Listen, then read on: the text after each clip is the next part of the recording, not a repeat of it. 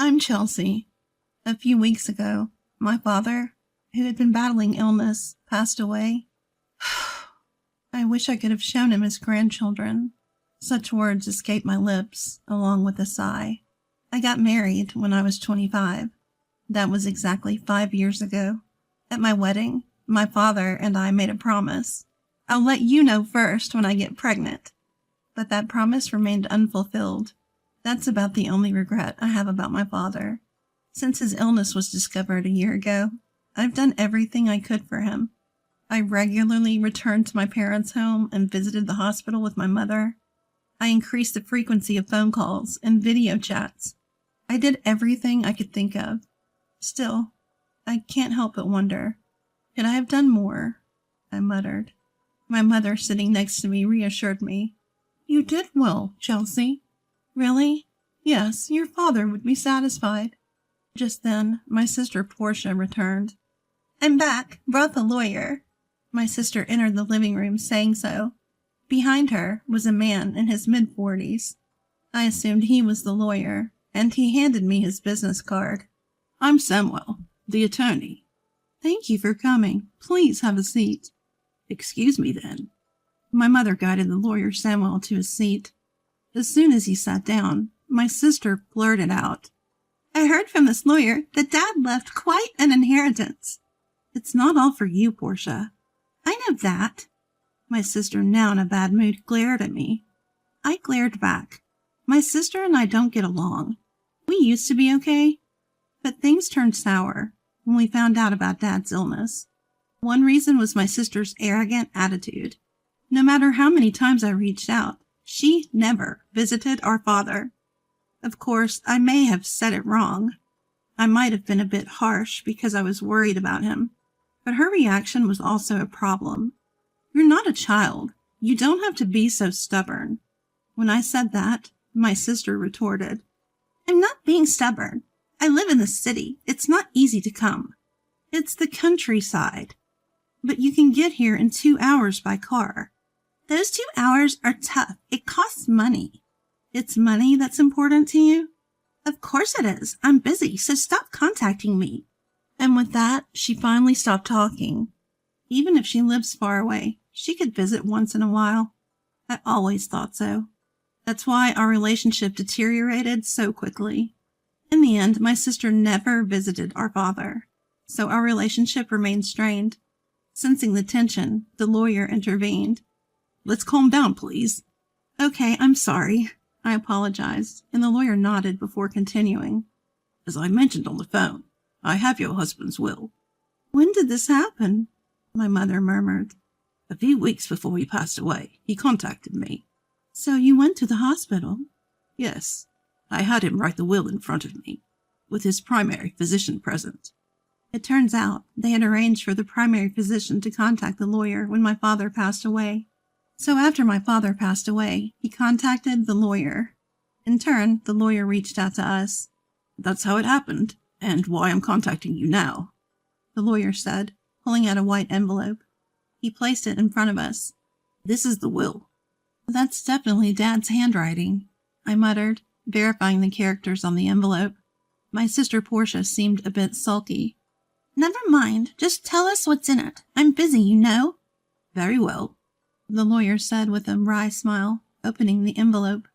Inside was a single piece of paper. This is what was written there. It stated that besides the house and land, my father's inheritance included some savings and a storage shed. We knew about the house and land, but what's this about a storage shed? As I was pondering this, my sister angrily said to the lawyer, Wait a minute, you didn't mention the farm. The farm? Yes, the farm Dad used to work on as a hobby.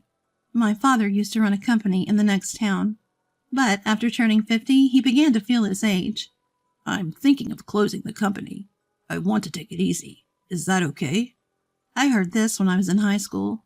My sister, who was in college at the time, opposed it, but my mother and I, concerned about my father's health, agreed. Don't worry about the money, Portia. We have enough savings. My father reassured her. Reluctantly, she agreed. After that, my father really did close his company and started farming near our home. It feels good to move my body while farming. he said, looking happy. Seeing him like that, I felt glad I had agreed.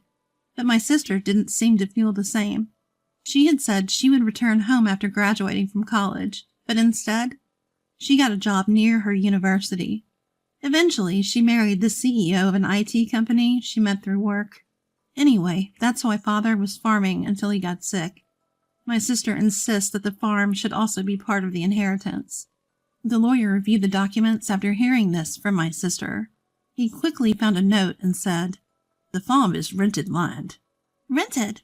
I thought we owned a large piece of land," my sister said, disappointed. Indeed, the farm where my father grew vegetables was spacious, but it might be too much for us, who know nothing about farming. Maybe it's good that it's rented. That's what I thought. The conversation then shifted to dividing the inheritance. "As for the division of the inheritance, the house and land go to the wife," the lawyer said.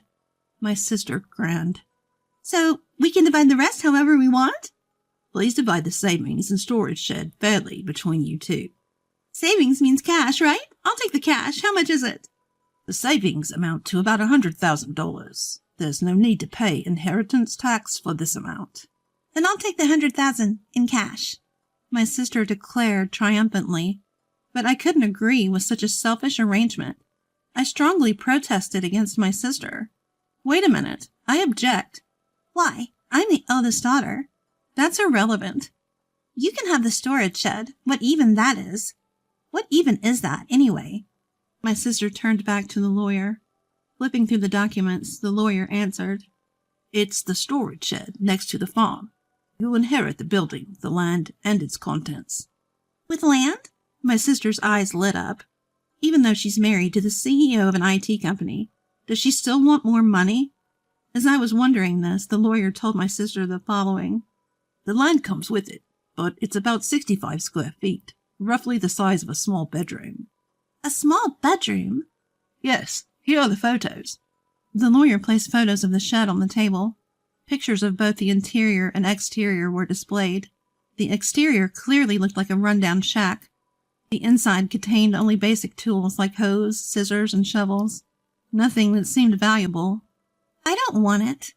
My sister grimaced. I peeked at the photos too. It was all very ordinary. These are sentimental items, but they won't bring in money. As I was thinking this, my sister spoke. "Fine, I'll take the cash. You can have that dirty shed." "Hold on, that's not fair." "You agreed to the vegetable farming. What are you complaining about now?" It was hard to argue when she put it that way. Still, if I didn't say something, she'd take all of Dad's inheritance. "So we're good then?" My sister pressed me. As I struggled to answer, my mother chimed in. "As long as Portia won't complain later, I have no objections." "There's no way I would."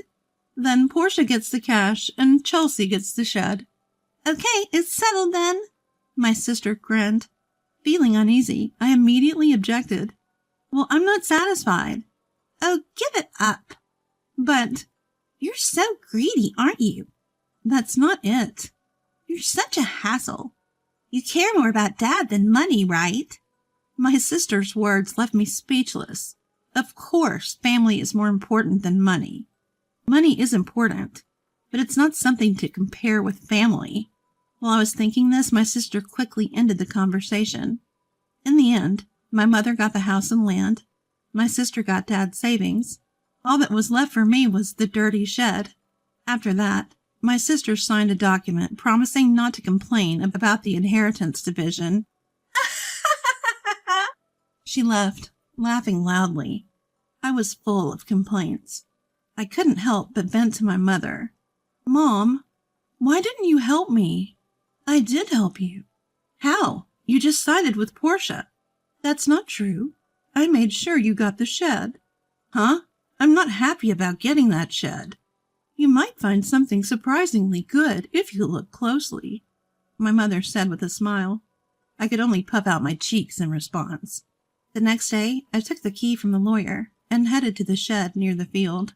It was a 10-minute walk from home, a rural road where no one else passed by. I finally reached the field my father had rented. For the past year, he had been hospitalized, so the field was empty. I opened the shed with the key. Wow, it's dusty. The shed was quite dusty, probably because no one had cleaned it. Still, there might be something sentimental from Dad. Thinking this, I looked around the shed. Nothing special here. It was just a dirty shed after all. All I found were tools Dad had used for farming. They could be considered sentimental, but they weren't anything special. Maybe I should just take what's inside for now, I mumbled, looking around the shed. That's when I noticed something. Huh. It looked smaller than from the outside. Maybe it was the dim light, but the inside of the shed felt a bit cramped. Is it just my imagination? Thinking this way, I stepped outside the shed, but something still felt off. After pondering for a bit, I decided to walk around to the back of the shed. The backside was adjacent to a thicket of various trees. To my surprise, there was another door there. Wait, another entrance at the back? I gasped. When I looked from inside the shed, there was only a wall, meaning the only entrance was the door I had used. Yet from the back, there was a door. What's going on? I thought about it. A door on the back should be visible from inside too, but it wasn't. That meant there had to be a wall in between. In other words, there was a space accessible only from the back. The moment I realized this, I got excited. This must be Dad's surprise. Dad always loved surprises.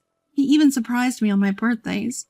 Memories flooded back, and I found myself tearing up. I quickly returned inside the shed and began searching for the back door key. If it was Dad, he would have hidden it somewhere in the shed. With that gut feeling, I rummaged through the shed. After a while, I found 2 keys hidden in the handle of a shovel. I went around to the back and tried one of the keys in the door. With a click, the door opened. What could be in here? The space inside was indeed cramped, only about 3 feet wide. A large safe stood alone in the space. Is this from Dad's company? I recognized the safe. It was the same one I saw in the corner of his office when I was a child. Nostalgic. I hugged the safe. This was a true memory of my father. I felt fulfilled. This alone made the inheritance worthwhile. But knowing Dad, this couldn't be the end. There's got to be more surprises. I muttered and inserted the second key into the safe. With a slightly rusty sound, the safe opened. What? No way. The moment I saw the contents, I was stunned. Inside was an unexpected inheritance. What should I do? Oh, I have to tell Mom. I locked the safe and rushed to my mother. After explaining the situation to her, I called my husband, and with his help, we moved the safe from my parents' house. Then it hit me. The contents of the safe were undoubtedly Dad's. However, if it's part of my inheritance, including the shed, I might have to pay inheritance tax. Better get this checked out thoroughly. The contents of the safe were clearly valuable. I decided to consult the lawyer. Inheritance tax? For that you should. According to the lawyer, it's better to consult a certified public accountant. So I got a referral to an accountant from a friend. I left all the complicated matters to that accountant. Half a year passed in this way. Just when I thought things had finally settled down, my sister showed up near my home. What brings you here all of a sudden? Well, I had some business at our parents' house. So you stopped by? Yeah, something like that. My sister's behavior was strange. It's funny, no matter how you look at it. Even if my home is close to our parents', it's still a 20-minute drive. We're not the kind of sisters who would casually visit, especially after the tension of her dad's inheritance. It's not a relationship that comes to play carelessly. I couldn't shake off my suspicion as I looked at her. Meanwhile, my sister, acting a bit nervous, asked, "Can I come in?" "Sure, but what's the matter?" "I have something to talk about," my sister said, forcing a smile. Reluctantly, I let my sister into the house. After I served some coffee, she started to fidget and then began to speak. "So, did you win the lottery or something?" "What? No, I didn't." "Then did your husband get a bonus?" I tilted my head, puzzled. I never buy lottery tickets because I'm not interested. My husband, who's a salaried worker, does get a holiday bonus, but it's not that time of year. What on earth is she talking about? Confused, I asked her directly. Hey, what are you talking about? Suddenly, my sister got angry. What? Are you making fun of me? No, what are you talking about? Money! Money! You have it, don't you? Money? Yes, I heard about it. My sister began to speak excitedly. It was a story from a few days ago. Living in the city, my sister had run into our aunt by chance.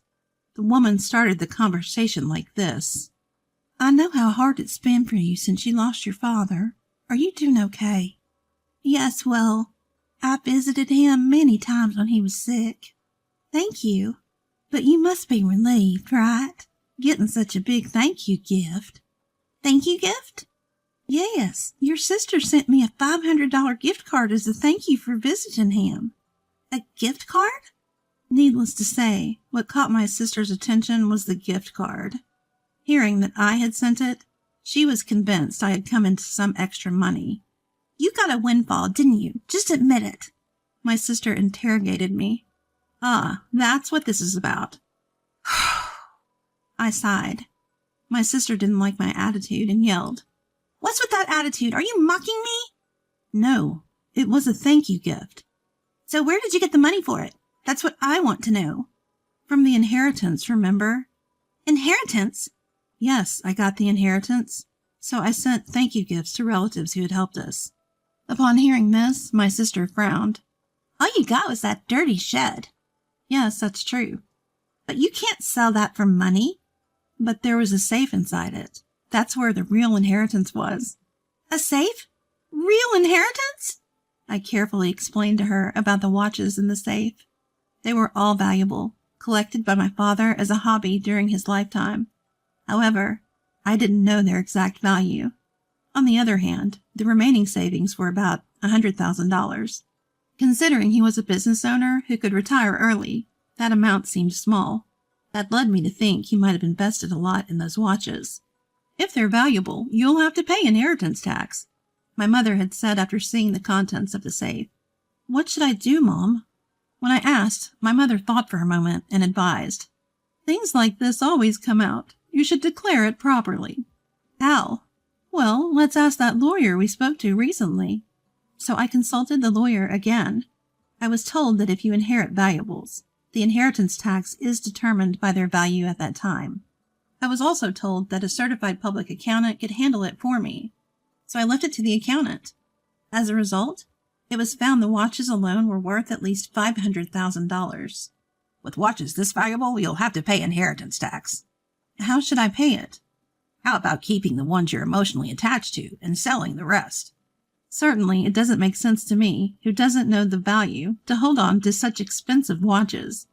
I'd rather someone who understands their worth have them. With that thought, I sold some of the watches. I used the money from the sale to pay the inheritance tax and sent thank you gifts to the relatives who had helped us. Those thank you gifts were the gift cards my sister was talking about. By the way, what I kept were items like the pocket watch my father often wore. I showed my sister the pocket watch as I told her this story. This one isn't expensive, but it holds the most memories for me. However, my sister frowned upon hearing my story. What? You don't have any left? No, there are still some in the safe. Where's the safe? It's at Mom's. The safe is too big for this house. It's the one Dad used at his company. My sister looked away, seeming deep in thought. I felt uneasy seeing her like this. But right after that, she stood up and said, I'm leaving, now that I know where the money came from, and left. Considering how money-minded my sister is, I thought she might demand some of the money from the watch sales. I was relieved she left without making a fuss. However, in my relief, I forgot the unease I had felt earlier.